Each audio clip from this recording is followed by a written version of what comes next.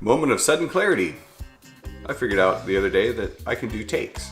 It's video after all. The film's cheap, and if I don't like how I say something, I can just stop and then say it again and splice it together at the end. Who knew?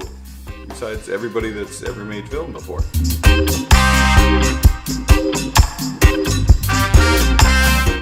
Big day today. Today is Stefan and Katie's wedding. We're super pumped. We got to hang out with them last night at a little cocktail hour. It was really neat to connect with mutual friends that we don't get to see very often. One of the highlights for me was explaining to a couple people what I was doing with the vlog, and they were really excited. They think it's admirable to take such a risk, and they understood all the things that I was talking about, where it's just I'm putting myself out there and hoping that people don't totally bash me for taking a risk.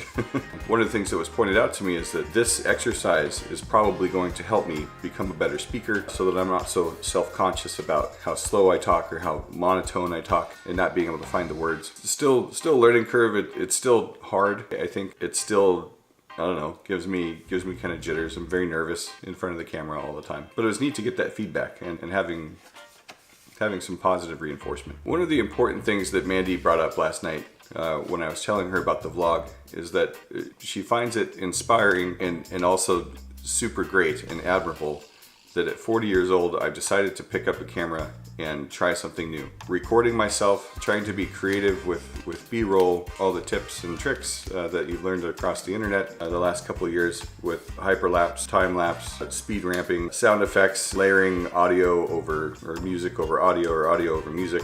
Everything that I've learned recently I'm putting into play, albeit a little bit slowly and maybe not the best in the beginning, but practice makes perfect. It really made me feel good to have Mandy tell me that at my age, to pick up and just start something completely new that I haven't done before is a really neat thing to see from the outside.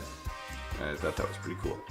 So there are a number of things that I struggle with. We've been over this. I talked, I think, in one of the first vlog posts that I wanted to do kind of an interview style where I'd ask myself a couple of questions. One of those questions was, what are some of the things that you struggle with? That's not an easy answer. That's not a short, quick couple minute vlog post, because I struggle with a great number of things.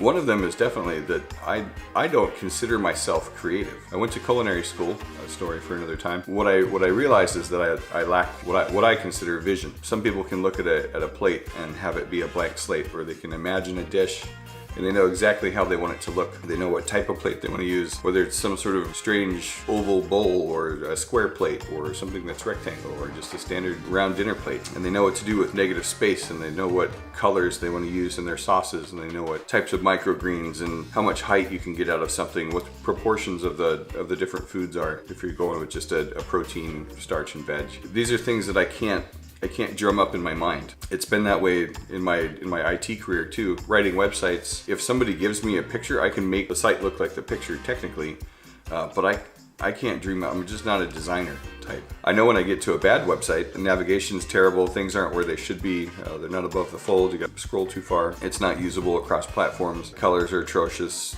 somebody used Comic Sans, which is, I don't know, at some point we'll make it in here as ironic. I'm pretty sure. So to me, I don't feel very creative, but what my friend Mandy said is that I'm very creative. The fact that I wanted to pick up a camera and start editing videos and making something for people to consume, she thinks that I'm creative in my food already. And I think that's, maybe I've been discounting myself due to perfectionism. It's something that's plagued me forever. Yeah, one of the things I struggle with, self-confidence in the area of creativity and vision. So I hope that this medium provides me kind of an outlet or some sort of path to becoming what I consider being a visionary or being a creative. You guys are along for the ride, I hope.